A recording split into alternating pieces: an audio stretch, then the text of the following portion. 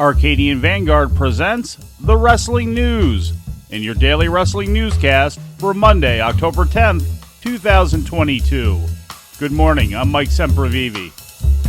We begin today with news of another member of the Rotunda family who may be returning shortly to WWE. Following the return of Wyndham Rotunda, professionally known as Bray Wyatt, to WWE programming Saturday night at the Extreme Rules Premium Live event in Philadelphia, Brian Alvarez of Figure 4 Online reported yesterday that Wyndham's brother Taylor Rotunda, who wrestled in the WWE as Bo Dallas, is expected to be back in the company very soon. Dallas wrestled for WWE starting in 2008 until his release in April of 2021. At the time of his release, he had not appeared on WWE programming for a year and a half, dating back to the November 2019 Crown Jewel event. Wyndham and Taylor Rotunda are both third-generation stars, the son of five-time WWF World Tag Team Champion Mike Rotunda and the grandsons of WWE Hall of Famer Blackjack Mulligan. Their family relation to each other has never been acknowledged in WWE storylines. Turning to Game Changer Wrestling, GCW Fight Club Night 2 took place yesterday at the Showboat Hotel in Atlantic City, New Jersey. The main event saw GCW Ultra-Violent Champion Rina Yamashita defeat Cyclope. GCW World Champion Nick Gage, who defeated Jon Moxley for the title on Saturday night, opened the show by cutting an in-ring promo. Gage made an open challenge to the locker room, which brought out 6 participants who ended up wrestling in a scramble match. The scramble to earn the future title match was won by Leo Rush, who defeated Alec Price in a match that also featured Sawyer Wreck, Shane Mercer, Dustin Waller, and Axton Ray. This weekend of GCW events featured 2 debuting talents from the Dragon Gate promotion. Shun Skywalker fell to NJPW strong regular Blake Christian Sunday night, and later, veteran wrestler Yamato defeated Speedball Mike Bailey. In other results, DDT Extreme champion Joey Janela defeated Cole Radrick to win the GCW Extreme title. Impact Wrestling's Masha Slamovich defeated Gringo Loco. Drew Parker defeated Miedo Extremo to retain the King of Freedom's title. The Second Gear crew defeated Young, Dumb, and Broke in a 6-man. And the tag team match between Jordan Oliver and Nick Wayne against Alley Catch and Effie was thrown out when Charles Mason interfered and attacked Alley. In related news, AEW World Champion Jon Moxley is done with GCW following his loss of the GCW title to Nick Gage on Night 1 of Fight Club, according to a report from Fightful Select.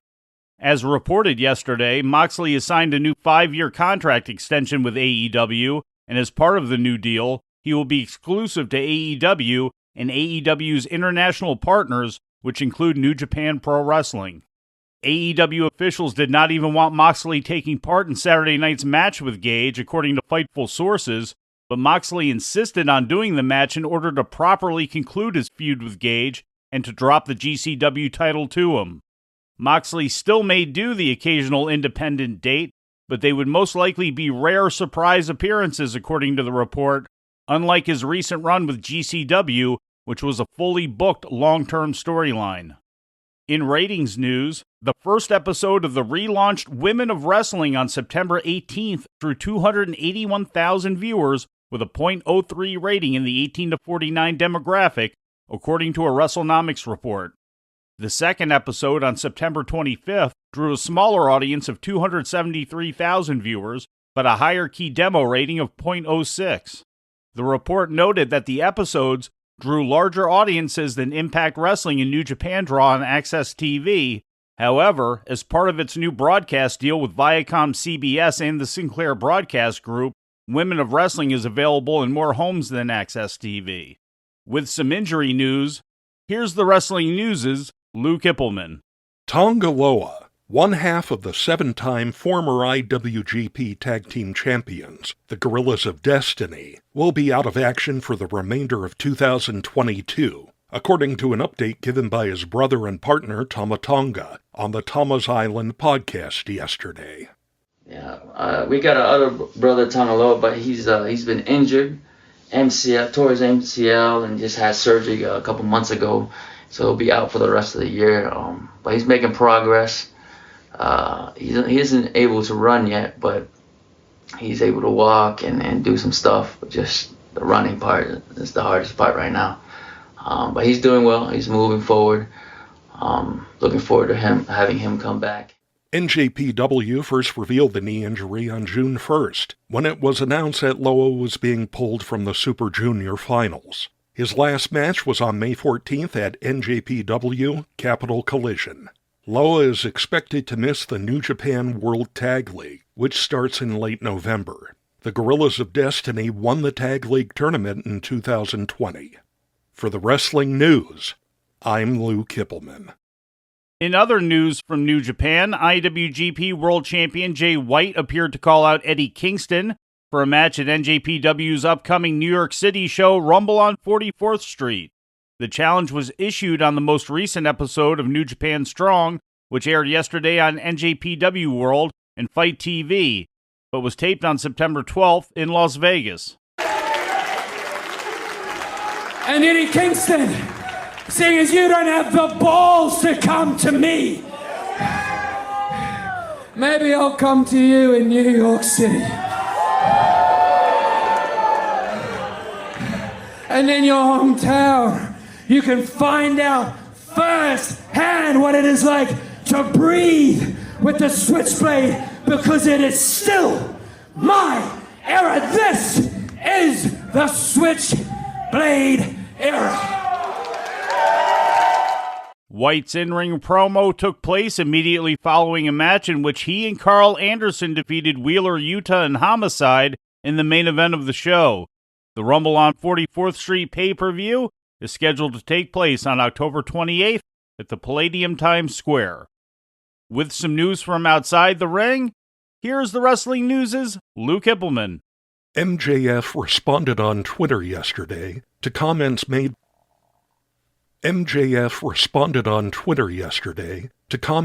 by hip-hop superstar Kanye West on Fox News and social media, which were widely criticized as being anti-Semitic.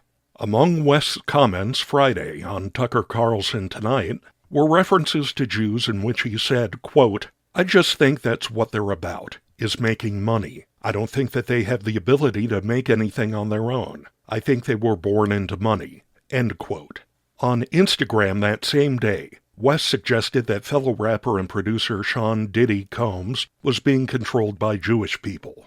Late Saturday night, West took to Twitter to write that he was, quote, "going DEFCON 3 on Jewish people," end quote, adding, quote, "You guys have toyed with and tried to blackball anyone who ever opposed your agenda," end quote. West claimed that he could not be anti-Semitic because, as he put it, blacks are also Jews. In a later deleted tweet by MJF, the Jewish wrestler responded to the comments, writing, quote, "Kanye calling Jewish people horrifying doesn't shock me. What shocks me is how little we as a society talk about anti-Semitism. To put things into perspective, slavery was very recent, and the plight of POC is still rampant. End of slavery, 1865. End of Holocaust, 1945. End quote. When some on Twitter called the comments out of character for the prominent AEW heel, MJF responded, quote, "I don't play a character. Never have. I'm a Jew. I'm angry, and you should be angry too." End quote. West's comments have since gotten his accounts restricted on both Instagram and Twitter. For the Wrestling News, I'm Lou Kipilman. And our final report today will contain some spoilers for upcoming Impact Wrestling television. These will not be full results, but only the newsworthy items that occurred during these tapings. If you wish to not hear any of these spoilers, we will give you a moment to make your decision. And please remember to follow us across all of our forms of social media. 2 title changes occurred at the Impact Wrestling TV tapings, which took place Saturday night in Albany, New York. First, Frankie Kazarian gave up the X Division Championship, which he had just won from Mike Bailey the night before at Bound for Glory. Handing the belt over to Impact Executive Vice President Scott D'Amore, Kazarian declared his intention to challenge Josh Alexander for the Impact World title.